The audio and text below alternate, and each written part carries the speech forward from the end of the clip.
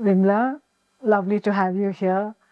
And let's talk about education, our passion and our concerns that we've been sharing over the years. You bring to education and your work in other areas also an understanding of political systems as such on a larger scale, education policy, processes in education, your concern for children and teachers. So when you bring all this, how did it come together like this? I'd really like to start with a story, an incident or an event which really influenced me. Was I must have been in class 7 when Dr. Martin Luther King was shot dead. And I was in Trivandrum in the Central School, Pattam. And in the assembly, the principal came and talked about how this great man has been shot, and he was extremely emotional, and he gave a big speech, and then he said, I need volunteers who would like to come and volunteer and do a project comparing Martin Luther King with Narayana Guru of Kerala. And I was one of those enthusiastic class 7 types who raised my hand, and there must have been totally about maybe 15, 20 of us who raised our hand. So then we had to go to the American Center and do some research on Martin Luther King and the whole Black Rights movement. And then the school took us to the Narayan Guru Ashram, where we heard many lectures, and I couldn't read Malayalam, so the people who could read Malayalam were able to read, but I listened to a lot of lectures because they were living in Trivandrum. My understanding of Malayalam wasn't too bad. And so we came back and we did this project, and I became acutely aware of caste and social inequality and race.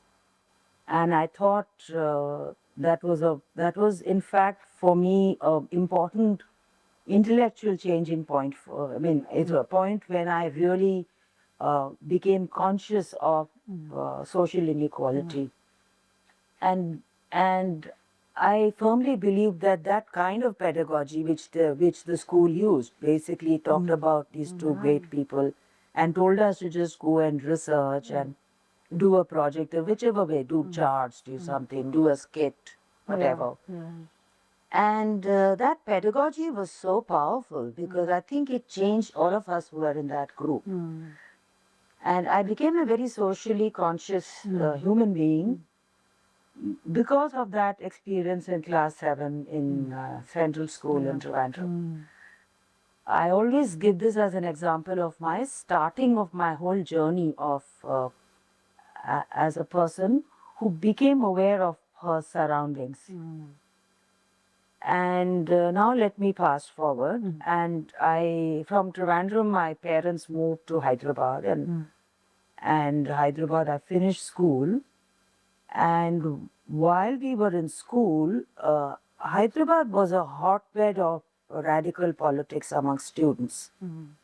And I had an elder sister, and I had many of my friends had elder brothers and sisters who had got radicalized in the politics of that time. And we were young, we were in class 11 then, and watching all this. And then when I joined my college, Osman University, Reynolds College, it was a different period of time. 70s? Yeah, 1971.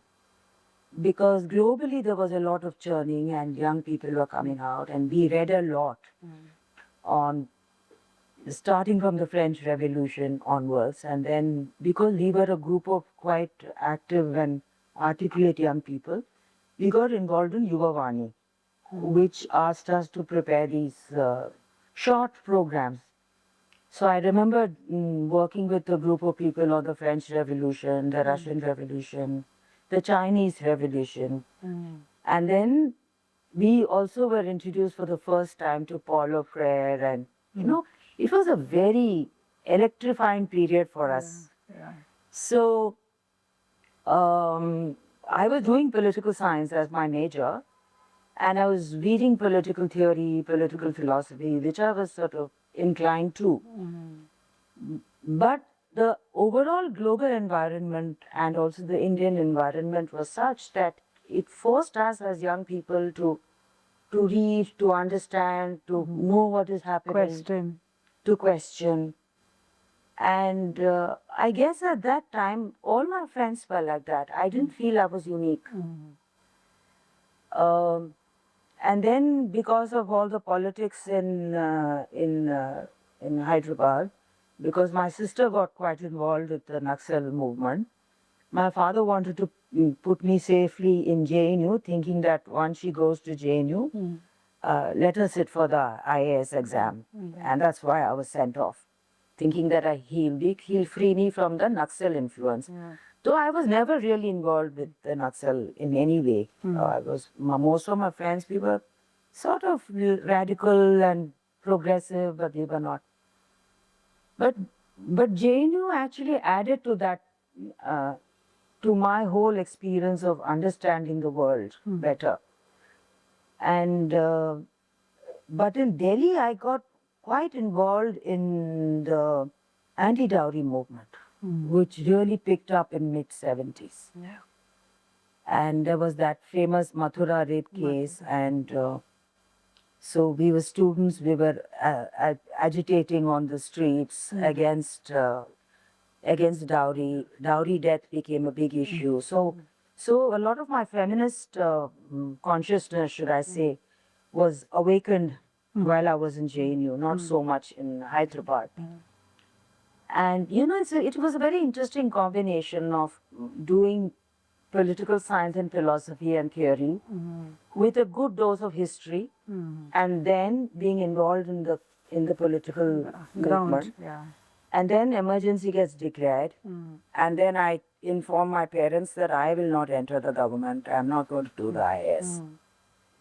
And that's how I ended up teaching in Delhi University. I did my MA and MPhil in JNU, and I was teaching in Delhi University. I was teaching in a college called Janaki Devi Mahavidyalaya, and it was a Hindi medium college.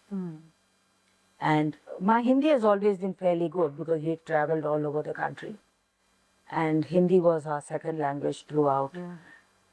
But what was interesting was that I tried to, because of the anti-dowry movement, I tried to bring in some of the experiences of actually street theater and stuff into my college. And I was a student counselor, so I took the help of people like Rati Bartholomew and Tripurari and Lakshmi, and they organized theater workshops for girls. And there was this play which was very popular called Om Swaha, which was basically on dowry deaths. And then whole group of girls, students, we used to go all over Delhi performing this street theater. So that's when I realized also that the regular pedagogy that is used in formal education is fairly inadequate to actually kindle the creativity of young people. So for us at that time, theatre was a very powerful medium. And in order to do that theatre, you had to understand what's happening around you. You did the theatre on the streets, so you were interacting with people on the streets. So in many ways, my disillusionment with formal pedagogy led me to get very interested in education. But at that time, I didn't know what I wanted to do in education. I was fairly clueless. But I was pretty active with the women's movement. I was very active with the theatre groups in my college. And interestingly, at that point of time, by then it was already mid-80s, Sharda Jain actually told me, "What are you doing during your holidays?" I said, "I'm not doing anything much." She said, "There is this, Telonia is having this Mahila Mela. We want volunteers to just come and help." So I went there and I spent about 5 days, both preparation before and I was just a volunteer, making sure lunch is ready, making sure the things are going smoothly. I was not I didn't have any other responsibility. But it was an eye opener in terms of what was the preoccupation of urban middle class women, especially in Delhi, with respect to dowry, with respect to uh, domestic violence. A lot of women's groups also came up at that time. At that time, many women's groups, and the concerns of rural women. And the rural women also were conscious of violence, domestic violence, but for them, the primary issue was wages and getting work, livelihood, water. Rajasthan water was a big issue, access to water, access to firewood, and the whole issue of going out for defecation, the whole security involved in that. So for me, it was a beautiful education for me, I felt, that understanding. So I profusely thanked Shardaji. I said, this has been the most wonderful experience for me, even though I was on the sidelines. I was not central at all, just an ordinary volunteer. But I think all of us volunteers there gained an enormous amount by just listening to what was happening. And then, of course, Lakshmi dragged me into the theatre group tent and she said, when you're not doing anything else, just come here. So I used to go there. And it was a lovely, lovely experience. But as I always feel there is a lot to do with luck in one's life. Or opportunities just land. So the new education policy was announced in 86. And then Mr. Anil Bhudia, who was then the Secretary of Education, had asked Shardaji if she could recommend somebody to come and travel around the country and do a kind of a design of a program like Vimala Ramachandran. So she recommended me. And by which time Anil Bhudia was sort of familiar with my work because when he was in Labour Ministry, I had done a detailed survey of child labor in Mirzapur, and he was quite impressed with the work that we did. So he said, sure, let her come. And then he said, what about another person? You can't do it alone. So he suggested Srilata Batliwala's name. And so Srilata and I ended up traveling around about 6 states, and the concept paper of Vimala Ramachandran actually was born. Yeah. So that was Karnataka? Karnataka, Gujarat and Uttar Pradesh, the first leg. But we also went to a few other places only to understand what women's groups were doing. Namely Rajasthan. We spent a lot of time with the Prachetas of Rajasthan and people of WDP to understand the program. And in fact, one question that I remember me asking them, I said, if you were to design WDP again, what is it that you will not do? Yeah. And that discussion lasted for like 2 days. I mean, the Prachetas wouldn't, we had just so much to say. And we heard then Srilata came with this huge, enormous experience of working with Spark. So she was aware of that side of urban women. Then we interacted with women's groups in many parts of the country. And then that is how the concept was born. And the concept paper was ready in 1987. And in 87, towards the end of 87, Anil Bhudia asked me whether I'll come on deputation to the ministry as a consultant to sort of see this document through and make it into a project. So that in a nutshell is my journey. Yeah, but the uniqueness of WDP was in a way, now it's quite common perhaps, but then it was like the government, the people's movement as such, or the NGO, and somebody else, maybe a resource group working together, no? I mean, that three it was a very unique, it was a very unique program to begin with. The whole idea was that you listen to women, and you don't go to women with charity. You don't go to women with saying, I'm giving you this. But you're asking women to reflect on their own lives and to determine for themselves what is it that, what are their priorities. So in order to do that, there was this, the project itself was located within the Department of Women and Child Development. There was this group of NGOs called IDA, which was created a kind of a loose conglomeration called IDARA. The full form I don't recall at this moment. And then there were other NGOs and outsiders and women's movement people who were invited. So it was a very interesting combination of all these three, which actually led to a lot of churning. There was one group of people who were very annoyed and said, how can the government be involved in women's empowerment and in struggle for women's equality?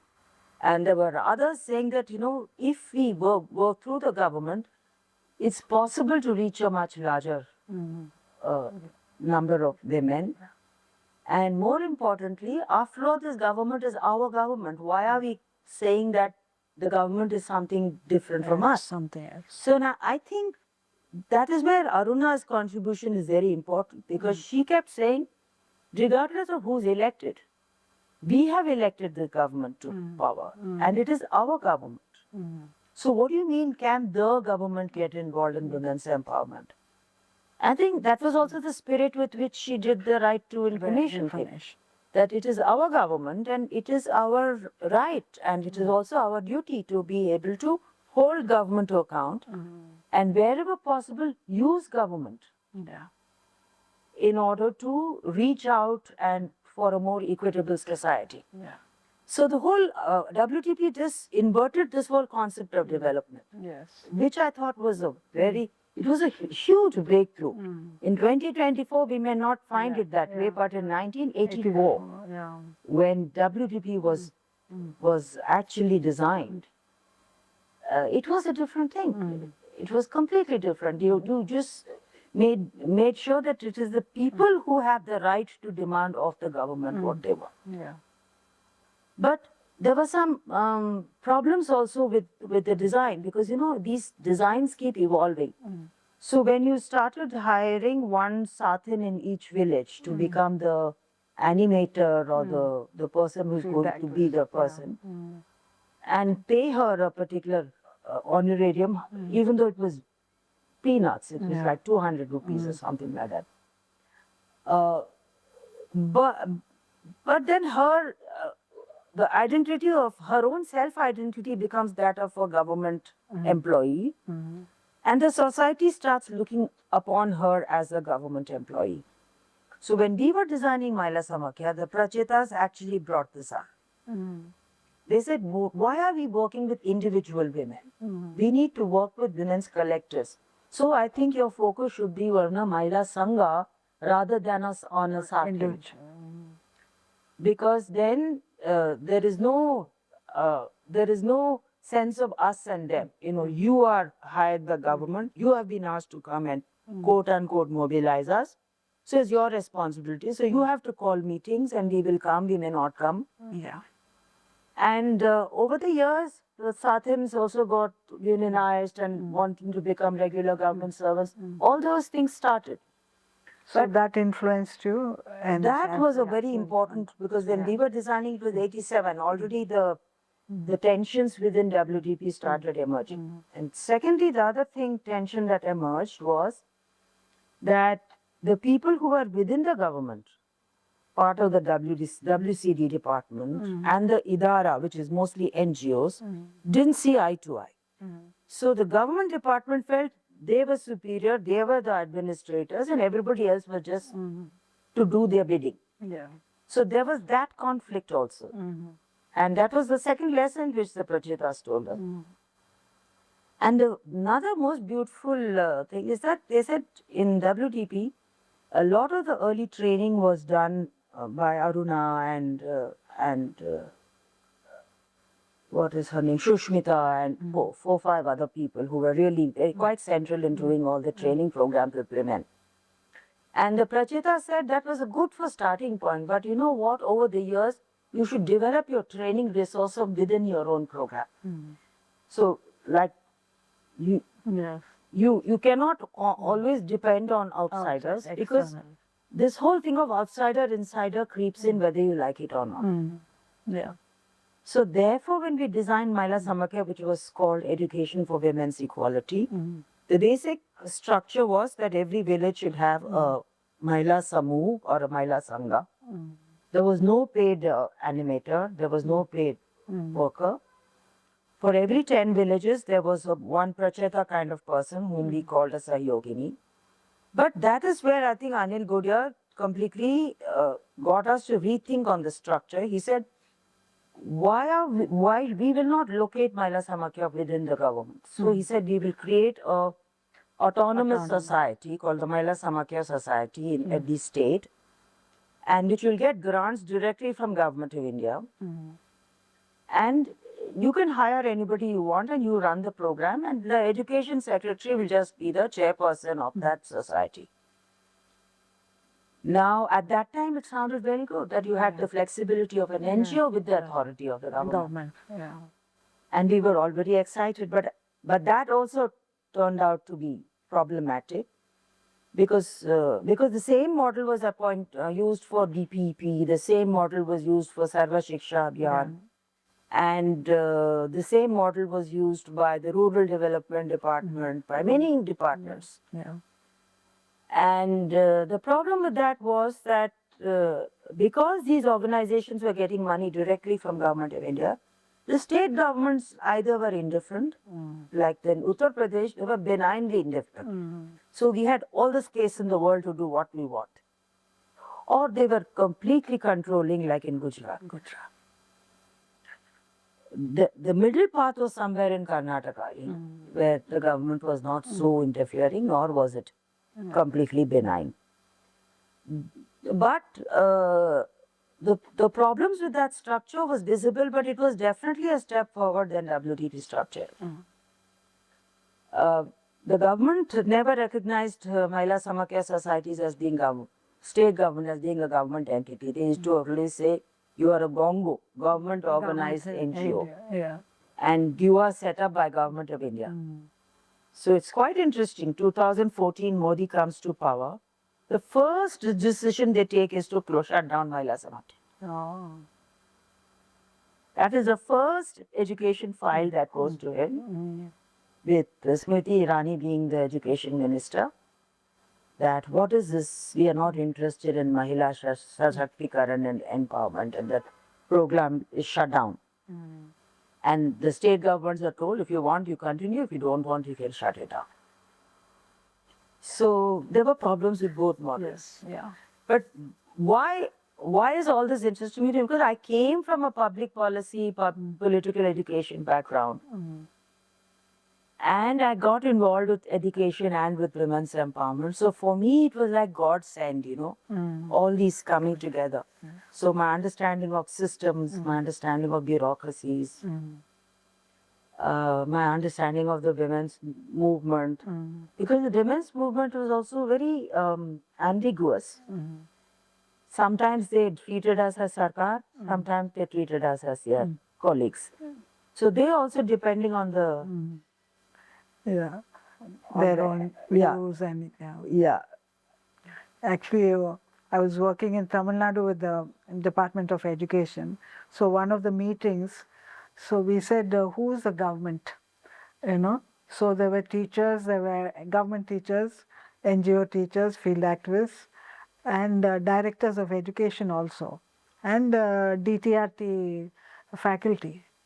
None of them said they were from the government or represented government. They looked at each other. So that identity with the government, is, though they're working for the government, it is so lax. They look at somebody else, that I am not the government. But then we had to say, aren't you working with the government? Don't you represent the government? They felt they didn't, actually, inside them. That's so, very true, but it works both ways. When they go to the people and when they are going as inspectors or they're going for something and when they're interacting Then with they act, ordinary people, then they say, "Main sarkar hu." Yeah. But when they are in a government environment or a quasi-government environment, the senior officers are all sitting, they say, "Nee, hum to sirf karamchari hain. You know, we are just workers." In Hindi, it's like, we are just karamcharis. We are not.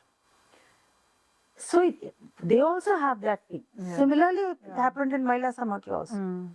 The women who are our Sayognis were the main organizers because we never had village level workers. Sometimes they used to assert their identity as government when they met with the district collector and all that. And other times they will deny that identity. Yes. Yeah. So it's a very interesting dynamics that plays out when you are working in the government and with the government. Depends on who it is. Because government school teachers often look at themselves as being victims of the government rather than as government themselves. Yes. Yeah.